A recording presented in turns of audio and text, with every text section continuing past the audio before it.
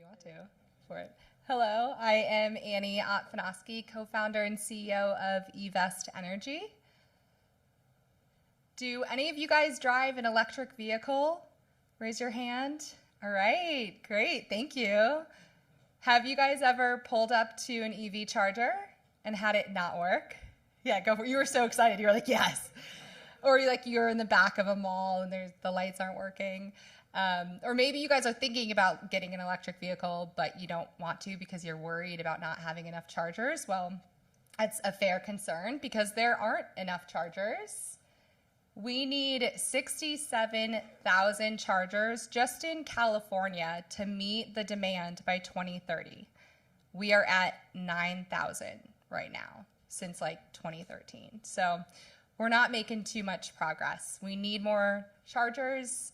The electrification of our roads is hugely important to saving our planet. And so we need the infrastructure to make this electric transition.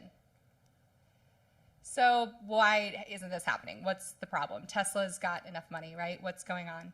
So there's a couple issues. So high cost of capital. It's very expensive to put in charging stations.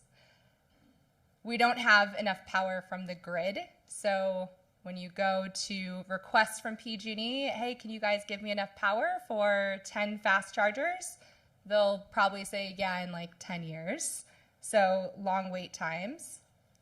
And then reliability, like you guys have experienced, they're not working. So what's going on? What is the business model that's preventing these stations from getting built and being built reliably and having a good business model that's going to execute charging stations being built? So Evest Energy is focused solely on building stations. So we're going after grants and incentives. Number one problem was the high cost of capital. Well, we're at a really amazing point, one of those glorious moments when the private and public sector come together to get something done. That's happening right now.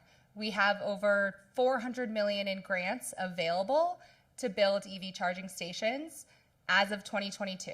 So this is happening, the funding's available. We just have to be able to mobilize and go after it. So by focusing on California and focusing on executing these stations, we're able to really go after these grants. A lot of these EV charging companies, Tesla, cough, cough, are all over the country, all over the world. So their policy team of a couple people are applying for grants all over the place, and they're spread thin. They have chargers all over. So by focusing on California, the idea is that we can really capitalize on the grants available.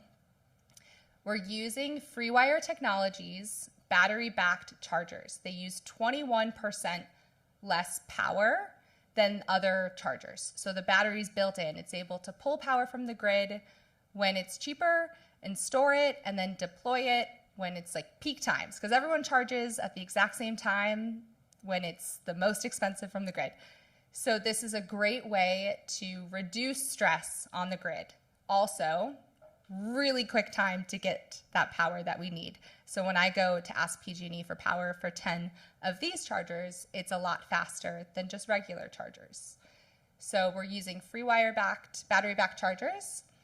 And then our focus is on having station reliability. So by staying smaller and having 20, 30 charging stations in more of a centralized area, we're able to get technicians to those chargers faster and have a focus on having our chargers be working, instead of spread thin all over the country and having stations that just aren't supported.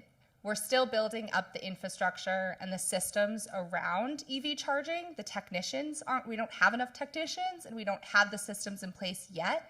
So right now, we need to stay more decentralized and be able to keep stations up and running. Turns out that 10 chargers that work are way more profitable than 1,000 that don't work. So that is our mission. We want to make sure that these sites are always up and running and that customers can show up and charge their cars. So we have our first site, really exciting. It's in Fisherman's Wharf. Downtown San Francisco, it's got a really great view in case you want to just sit and enjoy the view while you're charging, and it won't take too long because they are fast chargers. And so we already got our first grant with PG&E. They do some good things, and this is one of them.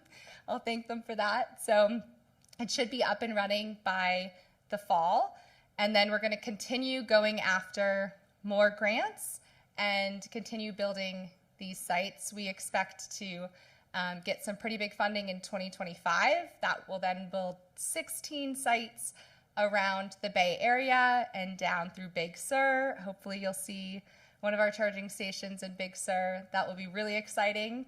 And so that's our mission. We want to bring reliable EV charging to communities around Bay Area and Central California. Thank you.